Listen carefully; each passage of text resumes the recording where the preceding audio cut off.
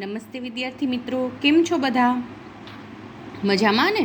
હવે બાળકો, આપણે ગયા લેક્ચરની અંદર ગુજરાત રાજ્યના જિલ્લાઓ, ગુજરાત રાજ્યમાં કર્કવૃત્ત કયા કયા જિલ્લા પરથી પસાર થાય છે, વિસ્તારની દ્રષ્ટિએ સૌથી નાનો જિલ્લો કયો છે અને વિસ્તારની દ્રષ્ટિએ સૌથી મોટો જિલ્લો કયો છે, આ બધી માહિતી મેળવી હતી. હવે આપણે એમની અંદર થોડા આગળ વધીએ અને ગુજરાત રાજ્યની હજુ થોડીક વધારે માહિતી મેળવીએ. જેમ કે ગુજરાત રાજ્યની અંદર આપણને પ્રાપ્ત થતી ખનિજો કઈ કઈ છે, કયા કયા ડુંગર આવેલા છે, કઈ કઈ નદીઓ નીકળે છે, આ બધી માહિતી છે આપણા રાજ્યની અંદર આવે છે. તો બાળકો, આપણને ખબર હોવી જોઈએ કે આપણા રાજ્યમાંથી કઈ કઈ નદીઓ પસાર થાય છે, કઈ નદી છે કોને મળે છે, કઈ નદી છે રસ્તામાં જ સુકાઈ જાય છે, આવી બધી માહિતી આપણી પાસે હોવી જોઈએ ને. તો ચાલો આપણે આજે એ બધી માહિતી મેળવીશું. હવે વેદ છે એ થોડો ખચકાઈને બોલ્યો. મામા, ગીતમાં મહી, તાપી અને નર્મદા નદીઓના જ નામ છે, તેના સિવાયની બીજી કઈ કઈ નદીઓ ગુજરાતમાં વહે છે? તો બાળકો, ગુજરાત રાજ્યની અંદર ઘણી બધી, લગભગ 250 ઉપર નદીઓ વહે છે.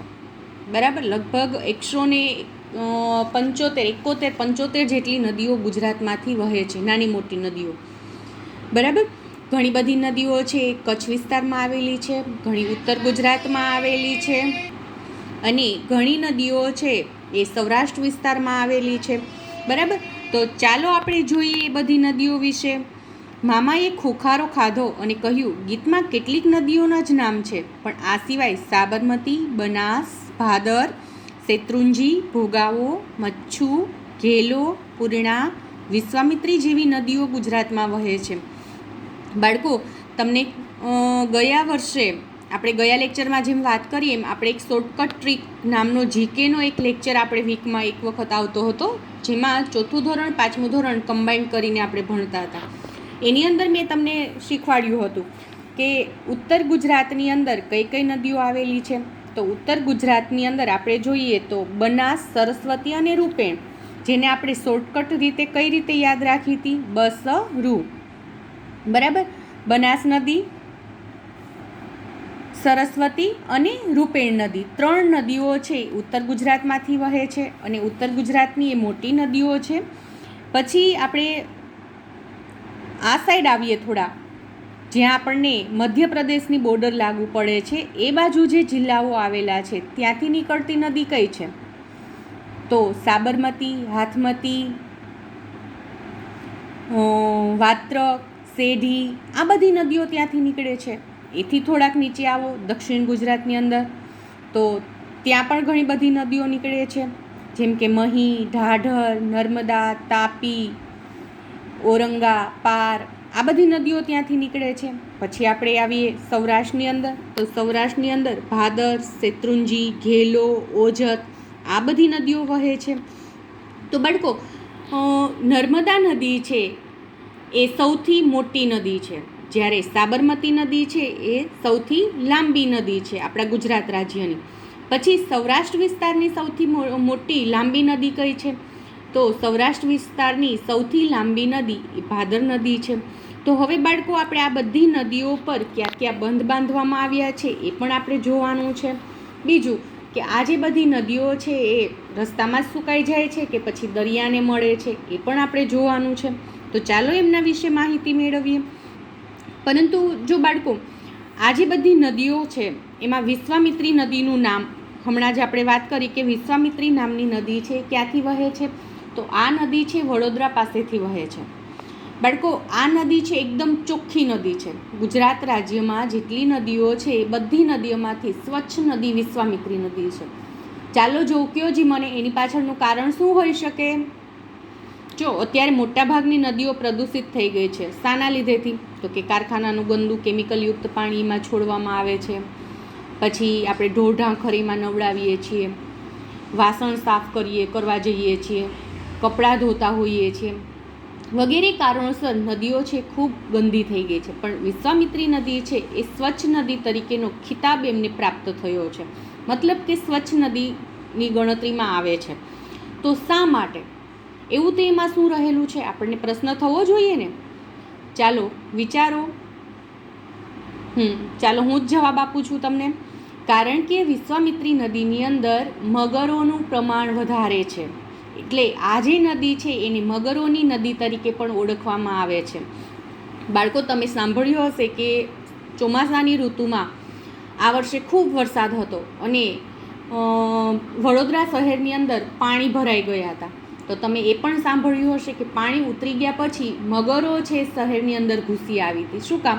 કારણ કે કયું પાણી આવ્યું હોય શહેરમાં? તો વિશ્વામિત્રી નદીનું. તો વિશ્વામિત્રી નદી એટલે મગરોની નદી. તો મગર છે એ પણ સાથે તણાઈને આવવાની છે. અને બાળકો, આ નદી ચોખ્ખી છે એની પાછળનું કારણ છે કે મગરનું પ્રમાણ આ નદીમાં વધારે છે, એટલે લોકો એમાં ઢોરઢાખરને પણ નવડાવવા નથી જતા અને પોતે પણ ત્યાં નથી નાહવા માટે જતા કે કપડાં ધોવા જતા કે વાસણ સાફ કરવા જતા. બરાબર? પરિણામે આ નદીનું પાણી સ્વચ્છ છે. તો બાળકો, હવે તમને એવો પ્રશ્ન પૂછાય કે મગરની નદી તરીકે કઈ નદી ઓળખાય છે? તો જવાબ આવડી જાય ને કે મગરની નદી તરીકે વિશ્વામિત્રી નદી ઓળખાય છે. બરાબર? હવે આપણે વાત કરવાની છે કે સામાન્ય રીતે બધી નદીઓ છે ને એ બધી જ નદીઓ સાગરને મળતી હોય છે, એટલે કે દરિયાને મળતી હોય છે. પરંતુ બાળકો, બધી જ નદીઓ દરિયાને નથી મળતી. ઘણી બધી નદીઓ એવી છે કે રસ્તામાં જ સુકાઈ જાય છે. તો આવી નદીઓને શું કહે છે ખબર છે તમને? તો આવી નદીઓને અંતઃસ્થ નદી અથવા તો કુંવારિકા નદી તરીકે ઓળખવામાં આવે છે. આપણે જે બનાસ, સરસ્વતી અને રૂપેણ નદીની વાત કરી, તો આ ત્રણ નદીઓ અંતઃસ્થ નદી છે અથવા તો કુંવારિકા નદી છે. શું કામ? કારણ કે આ ત્રણેય નદીઓ છે કોઈ પણ સાગરને મળતી નથી. આ ત્રણ નદીઓ કચ્છના નાના રણમાં સમાઈ જાય છે, એટલે કે ત્યાં એ નદીઓનો પ્રવાહ છે એ પૂર્ણ થઈ જાય છે. માટે આ ત્રણ નદીઓને અંતઃસ્થ અથવા કુંવારિકા નદી કહેવાય છે. આ ઉપરાંત બાળકો, મોરબી પાસે મચ્છુ નદી આવેલી છે. તો એ મચ્છુ નદી છે એ પણ કચ્છના નાના રણમાં સમાઈ જાય છે. માટે મચ્છુ નદી છે એ પણ અંતઃસ્થ અને કુંવારિકા નદી છે. બરાબર? પછી ઘણી બધી નદીઓ છે, બીજી નદીઓ, તો એ નદીઓ છે કાં તો ખંભાતના અખાતને મળે છે અથવા તો કચ્છના અખાતને મળે છે. જો અહીંયા જે અખાત આવેલો છે એ કચ્છનો અખાત છે, જ્યારે આ અખાત છે ખંભાતનો અખાત છે. તો આ નર્મદા છે, તાપી છે, ઔરંગા છે, પાર છે, આ બધી જ નદીઓ છે કોને મળે છે? તો એ ખંભાતના અખાતને મળે છે. પછી અહીંથી ભાદર નદી છે, શેત્રુંજી છે, અહીંયા ઓજત છે, આ નદીઓ ક્યાં મળે છે? તો એ નદીઓ છે કચ્છના અખાતને મળે છે. મતલબ કે અરબ સાગરની અંદર આ બધી નદીઓનો સમાવેશ થાય છે. એમનું વહેણ છે ત્યાં દરિયામાં ભળી જાય છે. બરાબર? હવે ઘણી બધી નદીઓ એવી છે કે જેમના પર સિંચાઈ યોજના તૈયાર કરવામાં આવી છે, એટલે કે ડેમ છે બાંધવામાં આવ્યો છે. બરાબર? તો હવે પ્રેમ બોલે છે, હું જ્યારે સ્ટેચ્યુ ઓફ યુનિટી જોવા ગયો હતો ત્યારે મેં નર્મદા નદી પર બાંધવામાં આવેલ સરદાર સરોવર બંધની મુલાકાત લીધી હતી, જે રાજ્યની મહત્ત્વની સિંચાઈ યોજના છે. બાળકો, શા માટે આ સિંચાઈ યોજના મહત્ત્વની છે તમને ખબર છે? કારણ કે આ બંધ બાંધવાથી એ નદીના પાણીનો લાભ છે રાજસ્થાન, ગુજરાત અને મધ્યપ્રદેશ 3 રાજ્યોને પ્રાપ્ત થાય છે. માટે આ નદીઓ છે અંતઃસ્થ અને કુંવારિકા નદીઓ કહેવાય છે. એટલા માટે આ જે સિંચાઈ યોજના છે એ મહત્ત્વની સિંચાઈ યોજના છે. કઈ સિંચાઈ યોજના મહત્ત્વની છે? તો કે સરદાર સરોવર બંધ યોજના, એટલે કે નર્મદા નદી પર જે સરદાર સરોવર બનાવવામાં આવ્યો છે, બંધ બાંધવામાં આવ્યો છે, એ યોજના મહત્ત્વની યોજના છે. કારણ કે એ પાણીનો લાભ 3 રાજ્યોને પ્રાપ્ત થાય છે. હવે કાકા બોલે છે, શાબાશ. આ ઉપરાંત તાપી, મહી, સાબરમતી વગેરે નદીઓ પર પણ બંધ બાંધવામાં આવ્યા છે. બરાબર? મહી નદી પર કડાણા બંધ બાંધવામાં આવ્યો છે, સાબરમતી નદી પર પણ બંધ બાંધવામાં આવ્યો છે. તો સાબરમતી નદી ઉપર કયો બંધ બાંધવામાં આવ્યો છે ખબર છે તમને? નથી ખબર? તો ચાલો આપણે જોઈએ સાબરમતી નદી પર કયો બંધ બાંધવામાં આવ્યો. તો બાળકો, સાબરમતી નદી પર ધરોઈ યોજના છે તૈયાર કરવામાં આવી છે. બરાબર? સાબરમતી નદી ક્યાંથી નીકળે છે? અમદાવાદ પાસેથી નીકળે છે ને સાબરમતી નદી. તો ત્યાં ધરોઈ યોજના છે એ એમના પર બાંધવામાં આવ્યો છે. પછી સરદાર સરોવર યોજના છે નર્મદા નદી પર છે. તાપી નદી છે એના પર કઈ કઈ યોજના એટલે કે કયો બંધ બાંધવામાં આવ્યો છે ખ્યાલ છે તમને? તો કાકરાપાર અને ઉકાઈ યોજના છે એના પર બનાવવામાં આવી છે. બનાસ નદી પર દાંતીવાડા યોજના બનાવવામાં આવી છે. મહી નદી પર વણાકબોરી અને કડાણા યોજના બનાવવામાં આવી છે. અને ભાદર નદી પર ગોમટા યોજના એટલે કે ભાદર યોજના, જે આપણે ભાદર 1 અને 2 કહીએ છીએ ને, એ બંધ બાંધવામાં આવ્યો છે. પછી મચ્છુ નદી છે મોરબી પાસે, એની પર મોરબી મચ્છુ 2 યોજના તૈયાર કરી છે. અને શેત્રુંજી નદી પર રાજસ્થળી પાસે શેત્રુંજી યોજના તૈયાર કરવામાં આવી છે, એટલે કે રાજસ્થળી બંધ બાંધવામાં આવ્યો છે અને ખોડિયાર બંધ બાંધવામાં આવ્યો છે. તો શેત્રુંજી નદી પર આ 2 બંધ છે તૈયાર કરવામાં આવ્યા છે. તો બાળકો, આ બંધ બાંધવાથી આપણને શું ફાયદો થાય છે? તો આ બંધ બાંધવાથી એક તો આજુબાજુની જે જમીન છે એ બધી જમીન છે એ પાણીવાળી થઈ જાય છે. શું કામ? કારણ કે બંધ બાંધ્યો હોય તો ધીમે કરીને આ બધું પાણી છે એમાંથી પાણી છે જમીનમાં ઉતરે છે. પરિણામે આજુબાજુના વિસ્તારની અંદર બોર કરવામાં આવે, કૂવો કરવામાં આવે તો ત્યાં પાણી ભરપૂર થાય છે, કારણ કે ત્યાંના તળ છે એ પાણીવાળા થઈ ગયા હોય છે. બીજું, આ યોજનાનો લાભ પીવા માટે પાણી પૂરું પડી શકે છે, સિંચાઈ માટે પણ પાણી પૂરું પડી શકે છે. અને સિંચાઈ માટે પાણી છે પ્રાપ્ત થતું હોવાથી આપણે હરિયાળી ક્રાંતિ સર્જી શક્યા છીએ. તો બાળકો, નવો શબ્દ આવ્યો ને, હરિયાળી ક્રાંતિ એટલે શું? તો હરિયાળી ક્રાંતિ એટલે આપણે વધુને વધુ પાક ઉત્પાદન મેળવી શકીએ જેમાંથી. અને પેલું તો આપણે ભારતની જે ખેતી છે વરસાદ આધારિત ખેતી હતી. ચોમાસાની ઋતુમાં વરસાદ થાય અને એ પાણીથી જ આપણે ખેત ઉત્પાદન લેતા. પરંતુ આવા મોટા બંધ અને યોજનાઓ તૈયાર કર્યા પછી આપણે એ પાણીનો ઉપયોગ ખેતી માટે કરીએ છીએ. પરિણામે શિયાળાની અંદર અને ઉનાળાની અંદર પણ હવે આપણે પાક ઉત્પાદન લઈ શકીએ છીએ. માટે આ જે વધુને વધુ ઉત્પાદન પ્રાપ્ત કરવાની જે પ્રક્રિયા છે એમને હરિયાળી ક્રાંતિ તરીકે ઓળખવામાં આવે છે. તો ચાલો હવે આપણે આમાંથી કેટલાક પ્રશ્નો નીકળે છે તો એ પ્રશ્ન જવાબ જોઈએ. જો આ પ્રકરણમાં આપેલ નદીઓ સિવાયની ગુજરાતની નદીઓની યાદી તૈયાર કરો. તો આ પ્રકરણની અંદર જે નદીઓ આપેલી છે એ નીચે મુજબ છે. કઈ કઈ છે? તો કે વાત્રક, મેસો, આ પ્રકરણની અંદર આપણને કઈ કઈ નદીઓ વિશે કીધું છે? તો કે વિશ્વામિત્રી નદી છે એમના વિશે કીધું છે, નર્મદા, તાપી, સાબરમતી એ નદીઓ વિશે કીધું છે. તો આ સિવાયની મેં તમને હમણાં કીધું કે 171 ઉપરની નદીઓ છે નાની મોટી કરીને. તો એમાંના થોડાક નામ આપણે જોઈએ, થોડાક હું કહું છું અને આ સિવાય તમને આવડતા હોય એવા નામ તમારે કહેવાના છે. તો ચાલો જોઈએ. તો આ સિવાય વાત્રક, મેસો, હાથમતી, ઢાઢર, આજી, નાગમતી, ફૂલઝર, સુખભાદર, ખારી, કનકાવતી, રૂકમાવતી, ભૂખી, મચ્છુંદરી, હિરણ, ઓઝત, સની, સિંગવડો, રાવળ, ધાતરવડી, માલણ, રૂપેણ, અંબિકા, ઊંડ, સાસોઈ, ઓરંગા, ઓરસંગ, સેઢી, કીમ વગેરે નદીઓ છે.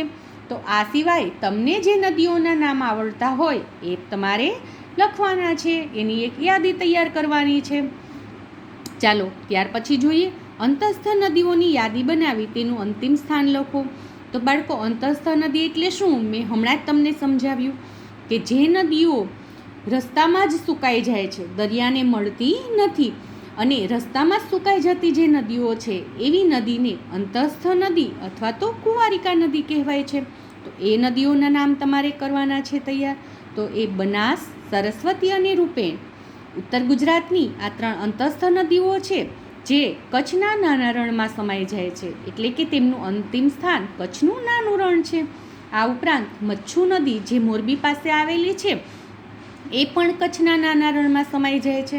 માટે એ નદી પણ અંતસ્થ અથવા તો કુંવારિકા નદી છે. બાળકો, અહીંયા તમને પાઠ્યપુસ્તકની અંદર મચ્છુ નદી વિશે માહિતી નથી આપી, બરાબર? આ હું તમને થોડી એક્સ્ટ્રા માહિતી આપું છું કે મચ્છુ નદી છે એ પણ અંતસ્થ નદી છે. પછી રાજ્યની સિંચાઈ યોજનાઓ તથા તે કઈ નદી પર બાંધવામાં આવેલ છે તે વિગતે લખો. તે બાળકો આપણે હમણાં જ જોયું, છતાં એક વખત આપણે ફરી પાછું જોઈ લઈએ. તો કે સરદાર સરોવર યોજના એ નર્મદા નદી પર આવેલી છે. કાકરાપાર અને ઉકાઈ યોજના એ તાપી નદી પર આવેલી છે. દાંતીવાડા યોજના બનાસ નદી પર આવેલી છે.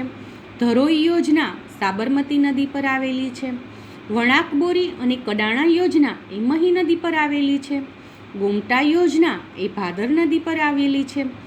મોરબી મચ્છુ 2 યોજના એ મચ્છુ નદી પર આવેલી છે, બાંધવામાં આવે છે. રાજસ્થળી શેત્રુંજી યોજના અને એક બીજું ખોડિયાર ડેમ જે ધારી નજીક આવેલો છે, આ બંને યોજના છે એ શેત્રુંજી નદી પર તૈયાર કરવામાં આવી છે. તો હવે ત્યાર પછી ગુજરાતના ડુંગરાળ વિસ્તારો વિશે માહિતી એકત્રિત કરીને વર્ગમાં રજૂઆત કરો. તો હવે કયા કયા ડુંગરાળ વિસ્તારો આવેલા છે? તો કે કચ્છનો ડુંગરાળ વિસ્તાર, સૌરાષ્ટ્રનો ડુંગરાળ વિસ્તાર અને તળ ગુજરાતનો ડુંગરાળ વિસ્તાર. આ 3 ડુંગરાળ વિસ્તારો છે એ ગુજરાત રાજ્યની અંદર આવેલા છે. ચાલો હવે આગળ જોઈએ. જીલે કહ્યું, હું એકવાર મારા કાકા જોડે બનાસકાંઠા જિલ્લાના માનપુર ગામે ગયો હતો. ત્યાં ખૂબ જ ઠંડી હતી. જ્યારે હું અને મારા કાકા ખેતરમાં ગયા ત્યારે મેં જોયું કે ત્યાં ઘઉં વાવવામાં આવેલા હતા, જ્યારે બાજુના ખેતરમાં બટાટા વાવવામાં આવ્યા હતા. કાકાએ કીધું કે જમીન જેવા પ્રકારની હોય તે પ્રમાણે તેમાં પાક લેવામાં આવે છે. આ બધા પાક રવિ પાક તરીકે ઓળખાય છે. બાળકો, હવે જો અહીંયા એક ફરી પાછી માહિતી છે કે આટલા પાક છે એ રવિ પાક તરીકે ઓળખાય છે. તો શું પાક જે આપણે લઈએ છીએ એના પણ પ્રકાર પડે? તો હા બાળકો, જેમ કે આ પાક છે શિયાળામાં લેવાય છે, બરાબર. ઘઉં છે, શિયાળામાં લેવાતા પાકની પહેલાં તો આપણે યાદી તૈયાર કરીએ. તો કે શિયાળામાં લેવાતા પાક કયા કયા છે? તો ઘઉં છે, ચણા છે, ધાણા છે, જીરું છે, આ બધા પાક છે શિયાળાની ઋતુમાં લેવાય છે. બટાકાનો પાક છે, બરાબર. તો શિયાળાની ઋતુમાં લેવાતા પાકને રવિ પાક તરીકે ઓળખવામાં આવે છે. પછી ઉનાળુ તલ છે, ઉનાળુ મગ છે, ઉનાળુ અડદ છે, આ બધા પાક છે એ ઉનાળાની ઋતુમાં લેવાય છે. તો ઉનાળાની ઋતુમાં લેવામાં આવતા પાકને જાયદ પાક તરીકે ઓળખવામાં આવે છે. તો હવે બાળકો, વધ્યું કોણ? ચોમાસાની ઋતુમાં લેવામાં આવતા પાક. તો એમને શું નામ આપવામાં આવ્યું હશે? ચાલો કલ્પના કરો, શું નામ આપ્યું હશે? તો બાળકો, પહેલાં તો આપણે એ જોવાનું છે ચોમાસામાં આપણે કયા કયા પાક લઈએ છીએ. આપણે બધા ખેડૂત પુત્રો અને પુત્રીઓ છીએ ને, તો આપણને એ તો ખબર જ હોવી જોઈએ. ચાલો હું તમને જણાવું. તો ચોમાસાની ઋતુમાં આપણે મગફળીનો પાક છે, કપાસનું વાવેતર કરીએ છીએ. ચોમાસામાં આપણે વિવિધ કઠોળનું વાવેતર કરીએ છીએ, જેમ કે મગ, અડદ, વાલ, આ એમનું વાવેતર કરીએ. હા, વાલ વટાણા છે એમાં ફાલ છે આપણને શિયાળાની ઋતુમાં આવે છે, પણ આપણે વાવેતર કરીએ છીએ. તો આ જે પાક છે ચોમાસાની ઋતુ દરમિયાન લેવામાં આવતા પાક છે, એવા પાકને ખરીફ પાક તરીકે ઓળખવામાં આવે છે. તો બાળકો, હવે સમજાઈ ગયું તમને? ખરીફ પાક એટલે ચોમાસાની ઋતુમાં લેવામાં આવતા પાક, રવિ પાક એટલે શિયાળાની ઋતુમાં લેવામાં આવતા પાક, અને જાયદ પાક એટલે ઉનાળાની ઋતુમાં લેવામાં આવતા પાક. તો આ રીતે આપણે એમનું વર્ગીકરણ કરી શકીએ, બરાબર. તો હવે આપણે આ જે નકશો છે અહીંયા આપેલો છે એના અંદર આપણને અહીંયા જો સંદર્ભ સૂચિ આપેલી છે. હવે બાળકો, સંદર્ભ સૂચિ એટલે શું? તો કે દરેક જે કંઈ માહિતી આપેલી હોય છે નકશામાં, એ માહિતી માટે સામે એનું ચિહ્ન આપેલું હોય છે. જો અહીંયા કેરીનું ચિહ્ન આપેલું છે, સામે લખ્યું છે કેરી. તો અહીંયા નકશાની અંદર જે જગ્યાએ કેરીનું ચિહ્ન આપેલું છે ત્યાં આપણે એમ માનવાનું કે આ વિસ્તારની અંદર કેરીનું ઉત્પાદન થાય છે. પછી આપણને આવું ચોરસ આપ્યું છે ને બાજુમાં ઈસબગુલ લખ્યું છે, તો આપણે એવું માનવાનું કે નકશાની અંદર જ્યાં જ્યાં આવું ચોરસ આપેલું છે ત્યાં ત્યાં ઈસબગુલનો પાક લેવાય છે. પછી મકાઈ, તો અહીંયા મકાઈનો જે ડોડો છે એ બતાવ્યું છે ચિત્ર. તો આપણે અહીંયા જોવાનું કે મકાઈના ડોડાનું ચિત્ર કઈ કઈ જગ્યાએ છે. તો અહીંયા છે, અહીંયા છે, અહીંયા છે. તો આ બધી જગ્યાએ મકાઈનો પાક લેવામાં આવતો હશે, બરાબર. તો આવું જે ચિત્ર આપેલું હોય છે, આપણને ચિહ્ન આપેલા હોય છે, એમને શું કહેવાય છે? તો એમને કહેવાય છે સંદર્ભ સૂચિ. તો ચાલો હવે આપણે જોઈએ કે ગુજરાત રાજ્યમાં થતા પાક અને એમની આપણે જિલ્લાવાર યાદી છે તૈયાર કરવાની છે. તો બાળકો, થોડી ઘણી હું તમને કહું છું, બરાબર. અને બાકીની તમારે તૈયાર કરવાની છે. હા, જો તમે તૈયાર નહીં કરી શકો તો પછી આપણે જ્યારે લીથો લખીશું ને ત્યારે તો હું તમને 100% એ લખાવીશ જ, બરાબર. છતાં પણ તમારે તમારી રીતે એ યાદી તૈયાર કરવાનો પ્રયત્ન કરવાનો છે. તો એક્ઝામ્પલ તરીકે હું આજે તમને 3 થી 4 જિલ્લાઓની અંદર જે પાક થાય છે એમની યાદી તૈયાર કરીને આપીશ. અને હા, કદાચ એવું લાગશે તો આપણે નેક્સ્ટ લેક્ચરની અંદર પણ બધા 33 જિલ્લાની યાદી તૈયાર કરી લેશું અને હું તમને જણાવીશ. તો આપણે શરૂઆત કરીએ. સૌથી મોટો જિલ્લો ગુજરાત રાજ્યનો કચ્છ વિસ્તારની દ્રષ્ટિએ, તો ત્યાંથી શરૂ કરીએ. તો કચ્છની અંદર બાજરી, ખારેક, ખજૂર, કાજુ વગેરેનો પાક લેવામાં આવે છે. પછી એમની બાજુની અંદર બનાસકાંઠા જિલ્લો, તો બનાસકાંઠા જિલ્લાની અંદર બાજરી, ઘઉં, જુવાર, કપાસ, બટાકા, મકાઈ, વરિયાળી વગેરેનો પાક લેવામાં આવે છે. પછી પાટણ જિલ્લો, તો એમાં ઘઉં, બાજરી, કપાસ, જીરું, વરિયાળી વગેરેનો પાક લેવામાં આવે છે. પછી જોઈએ મહેસાણા, તો મહેસાણામાં બાજરી, કઠોળ, વરિયાળી, કપાસ, ઈસબગુલ, એરંડા, રાયડો, જીરું વગેરે પાક લેવામાં આવે છે. અને પછી સાબરકાંઠા જિલ્લામાં મકાઈ, બાજરી, ઘઉં, વરિયાળી, કપાસ, મગફળી વગેરે પાક લેવામાં આવે છે. તો બાળકો, આજે મેં તમને આ 5 જિલ્લાની અંદર લેવામાં આવતા પાક વિશેની માહિતી આપી છે. તમારે બીજા જે જિલ્લા છે એ જિલ્લામાં કયા કયા પાક લેવામાં આવે છે એમની યાદી તૈયાર કરવાની છે. અને નહીં આવડે તો હું તો શીખવવાની જ છું. ઓકે, તો આજના લેક્ચરમાં આપણે અહીંયા સુધી રાખીશું. નેક્સ્ટ લેક્ચરમાં આગળની માહિતી સાથે ફરી મળીશું. Thank you.